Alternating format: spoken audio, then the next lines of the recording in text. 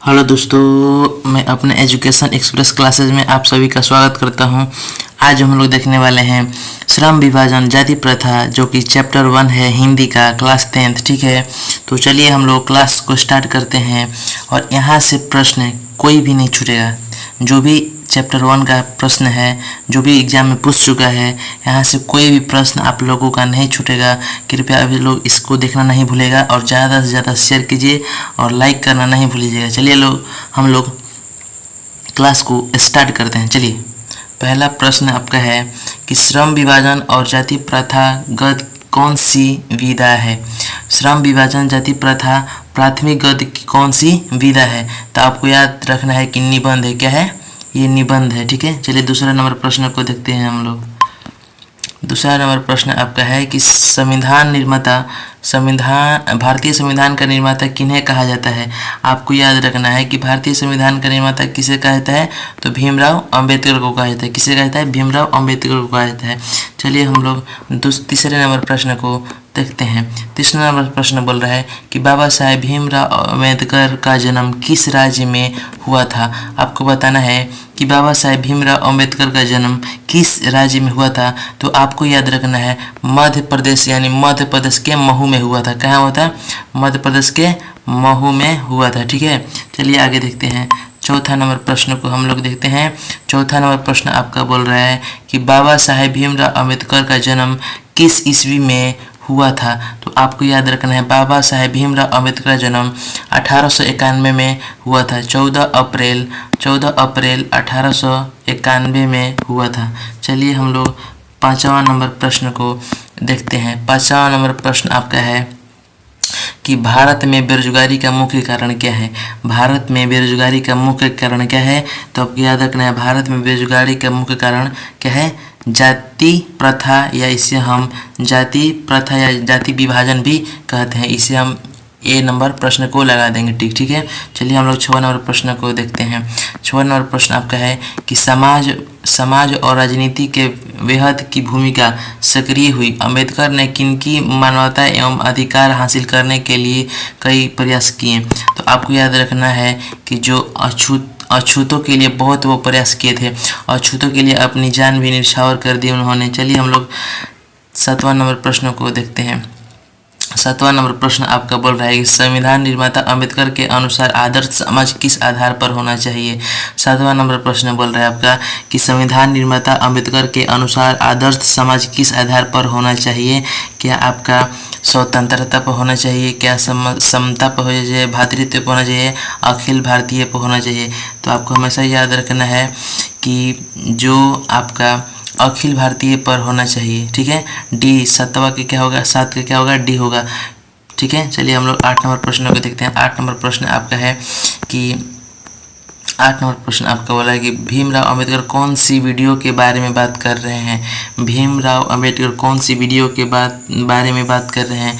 क्या इस युग में भी जातिवाद के पोषक की तत्वों की कमी नहीं है। क्या जाति प्रथा श्रम विभाजन का प्राकृतिक रूप है।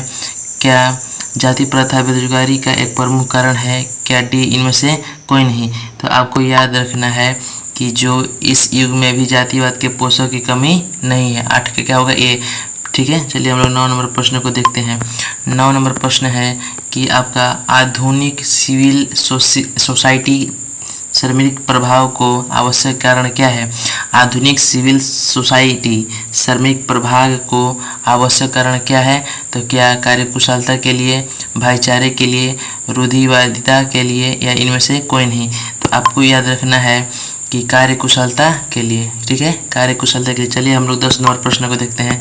10 नंबर प्रश्न आपका है कि श्रम विभाजन और जाति प्रथा प्राथमिक पाठ बाबा साहेब के उपदेश का कौन सी हिस्सा है। तो क्या आपको the caste in India, their mechanism, genesis and research, या एनिहिलेशन ऑफ कास्ट, या हु आर सुधराज। तो आपको याद रखना है कि जो एनिहिलेशन ऑफ कास्ट है यहीं से लिया गया है। श्रम विभाजन और जाति प्रथा जो चैप्टर है वो एनिहिलेशन ऑफ कास्ट से ही लिया गया है। चलिए हम लोग 11 नंबर प्रश्न को देखते हैं। 11 नंबर प्रश्न आपका है कि भीमराव अंबेडकर का प्रमुख प्रेरक व्यक्ति कौन थे। भीमराव अंबेडकर के 3 प्रेरक व्यक्ति थे। कौन कौन थे? बुद्ध थे, बुद्ध, ज्योतिबा फुले और एगो थे बुध ज्योतिबा फुले। देखिए इसमें कौन होगा, देख रहे हैं बुध दिया है और क्वींस ज्योतिबा फुले और भारतीय मित्र। तो आपको याद रखना है भारतीय मित्र थे, कौन थे, भारतीय। तीनों का तो ऑप्शन में नहीं दिया, लेकिन इसको मान लेंगे भारतीय मित्र, ठीक है, भारतीय मित्र होगा। चलिए हम लोग 12 नंबर प्रश्न को देखते हैं। 12 नंबर प्रश्न क्या बोल रहा है। 12 नंबर प्रश्न आपके सामने है कि बाबा भीमराव अंबेडकर के अनुसार भाईचारे का असली रूप क्या है। तो आपको याद रखना है कि जो दूध और पानी का मिश्रण की तरह है। अंबेडकर के अनुसार भाईचारे का असली रूप क्या है, तो दूध पानी का मिश्रण की तरह। चलिए हम लोग 13 नंबर प्रश्न को देखते हैं। 13 नंबर प्रश्न आपके सामने स्क्रीन पर। 13 नंबर प्रश्न बोल रहा है कि लेखक भारत में बेरोजगार का प्रमुख और प्रत्यक्ष कारण किससे मानता है। तो आपको याद रखना है कि जाति प्रथा को मानता है। किसे मानता है, जाति प्रथा को मानता है। चलिए हम लोग 14 नंबर प्रश्न को देखते हैं। 14 नंबर आपके स्क्रीन के सामने प्रश्न है जो बोल रहा है कि जाति विभाजन को श्रम विभाजन माना जाए। यह विभाजन स्वाभाविक नहीं है क्योंकि यह मनुष्य की रुचि पर आधारित नहीं है। यह कथन किस पाठ्य का है। तो आपको याद रखना है कि श्रम विभाजन और जाति प्रथा के पाठ का है, ठीक है। तो जाति विभाजन का श्रम विभाजन माना जाए, ये किस पाठ का है, तो श्रम विभाजन जाति प्रथा का पाठ का है।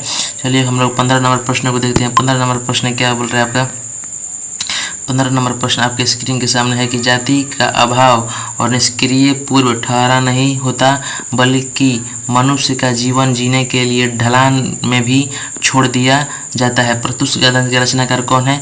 तो आपको याद रखना है ये गद्यांश का रचनाकार भीमराव अंबेडकर जी हैं। चलिए हम लोग 16 नंबर प्रश्न को देखते हैं। 16 नंबर प्रश्न आपके सामने है स्क्रीन के। बोल रहा है प्रश्न कि पोषक तत्वों की कमी नहीं है, यह कथन किस पाठ का है। तो आपको याद रखना है कि श्रम विभाजन और जाति प्रथा पाठ का है, ठीक है। चलिए हम लोग आगे नंबर प्रश्न को देखते हैं। 17 नंबर प्रश्न बोल रहा है आपके स्क्रीन के सामने है कि जाति प्रथा का श्रम विभाजन मनुष्य का स्वतंत्रता पर प्रतिबंध नहीं करता है। मनुष्य की व्यक्तिगत भावनाएं और व्यक्तिगत रुचि का इसमें कोई स्थान का महत्व नहीं रहता। प्रत्युष गद्यांश किस पाठ का उदत है। तो चलिए आपको बता रहे हैं किस पाठ का उदत है। तो आपको याद रखना है कि श्रम विभाजन और जाति प्रथा का उदत है, इसी चैप्टर का है ना, ठीक है। चलिए हम लोग 18 नंबर प्रश्न को देखते हैं। 18 नंबर प्रश्न आपका बोल रहा है डॉक्टर भीमराव अंबेडकर काम ने किस संस्था को आर्थिक सिद्धांतों का खतरनाक माना है। तो आपको याद रखना है जाति पार्टियां, जाति के प्रति एथी करते हैं, विरोध करते हैं, जो जाति के प्रति भावनाएं उत्पन्न करते हैं उसके लिए ज़्यादा समर्थन किया, ठीक है। चलिए हम 19 नंबर प्रश्न को देखते हैं। 19 नंबर प्रश्न आपके स्क्रीन के सामने है कि भीमराव बाबू का जन्म किस परिवार में हुआ था। तो आपको याद रखना है कि दलित परिवार में हुआ था। किस परिवार में हुआ था, दलित परिवार में हुआ था। चलिए हम लोग 20 नंबर प्रश्न को देखते हैं। 20 नंबर प्रश्न आपके स्क्रीन के सामने है कि भीमराव अंबेडकर के प्रेरणा स्रोत चल रहे हैं। तो आपको भारतीय मित्र, उनके भारतीय मित्र जो थे उनके प्रेरणा से वो न्यूयॉर्क और लंदन की पढ़ाई करने गए थे। चलिए हम लोग 21 नंबर प्रश्न को देखते हैं।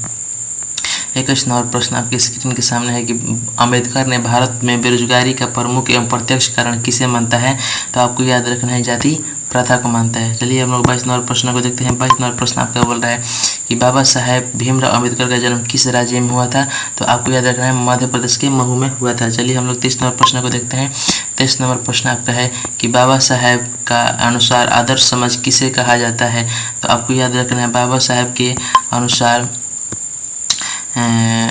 समता पर आधारित, बंधनत्व पर आधारित, स्वतंत्रता पर आधारित, इसमें डी होगा, इसमें सभी के सत्य हैं, ठीक है। चलिए हम लोग आगे प्रश्नों को देखते हैं। 24 नंबर प्रश्न आपके स्क्रीन के सामने है कि श्रम विभाजन और जाति प्रथा के लेखक कौन है। तो आपको याद रखना है श्रम विभाजन और जाति प्रथा के लेखक भीमराव अंबेडकर जी हैं। चलिए हम लोग 25 नंबर प्रश्न को देखते हैं। 25 नंबर प्रश्न आपके सामने स्क्रीन के बोल रहा है प्रश्न कि श्रम विभाजन और जाति प्रथा पर शीर्षक निबंध का भाव क्या है। तो आपको याद रखना है जाति प्राथमिकता एवं विकल्पता, यही है 25 का ए होगा। चलिए हम लोग 26 नंबर प्रश्नों को देखते हैं। 26 नंबर प्रश्न आपके स्क्रीन के सामने बोल रहा है कि श्रम विभाजन कैसे समाज की आवश्यकता है। श्रम विभाजन कैसे समाज की आवश्यकता है। तो सभ्य समाज की, किसकी, सभ्य समाज की। चलिए हम लोग 27 नंबर प्रश्न को देखते हैं। 27 नंबर प्रश्न आपके स्क्रीन के सामने है। 27 नंबर प्रश्न बोला जाति मूल स्वाभाविक विभाजन नहीं है, क्यों। तो आपको याद रखना है रुचि पर आधारित नहीं होने के कारण। किस पर, रुचि पर आधारित नहीं होने के कारण। चलिए हम लोग 28 नंबर प्रश्न को देखते हैं। 28 नंबर प्रश्न है कि जाति प्राथमिक एवं श्रम विभाजन के साथ साथ किसके लिए बनाई गई है। तो आपको क्या याद रखना है, सामरिक प्रभाग का। चलिए हम लोग 29 नंबर प्रश्न को देखते हैं। 29 नंबर प्रश्न आपके सामने है, आदर्श समाज स्वतंत्रता समानता कहा गया है किसे, तो भीमराव अंबेडकर को। जो स्वतंत्र और समानता कहा गया है तो भीमराव अंबेडकर को। चलिए हम लोग 30 नंबर प्रश्न को देखते हैं, सभ्य समाज की आवश्यकता है, सभ्य समाज की आवश्यकता है तो श्रम विभाजन की। श्रम विभाजन किसकी आवश्यकता है, श्रम विभाजन की। चलिए हम लोग 31 नंबर प्रश्न को देखते हैं। 31 नंबर प्रश्न बोल रहा है, भाईचारा का दूसरा नाम क्या है, तो आपको याद रखना है भाईचारा का दूसरा नाम लोकतंत्र है। क्या है, लोकतंत्र, लोकतंत्र है, ठीक है, लोकतंत्र है। चलिए हम लोग 32 नंबर प्रश्न को देखते हैं। 32 नंबर प्रश्न है, भारत में जाति प्रथा का मुख्य कारण क्या है, तो आपको याद रखना है क्या है, बेरोजगारी। क्या है, बेरोजगारी, बेरोजगारी, सी। 32 के क्या हुआ, सी। चलिए हम लोग 33 नंबर प्रश्न को देखते हैं। 33 नंबर प्रश्न आपके स्क्रीन के सामने है, बुद्ध एंड हिज धम्मा का लेखक कौन है, तो आपको याद रखना है भीमराव अंबेडकर है। कौन है, भीमराव अंबेडकर। 33 के ए। चलिए हम लोग 34 नंबर प्रश्न को देखते हैं। तो 34 नंबर का यही प्रश्न लास्ट हो गया, यहीं तक लास्ट था। तो हम लोग क्लास को यहाँ से एंड करते हैं, ठीक है, ठीक है। क्या करते हैं, क्लास को एंड करते हैं। और वीडियो अच्छा लगा हो तो ज़्यादा से ज़्यादा शेयर करें और सब्सक्राइब करना ना भूलें। थैंक यू, धन्यवाद। और कमेंट करना ना भूलें। और ऐसे ही पार्ट बाई को ऑब्जेक्टिव आता रहेगा हर चैप्टर का। और ज़्यादा उम्मीद करता हूँ कि आपको अच्छा समझ में आएगा। कमेंट करना ना भूलिएगा। थैंक यू, धन्यवाद।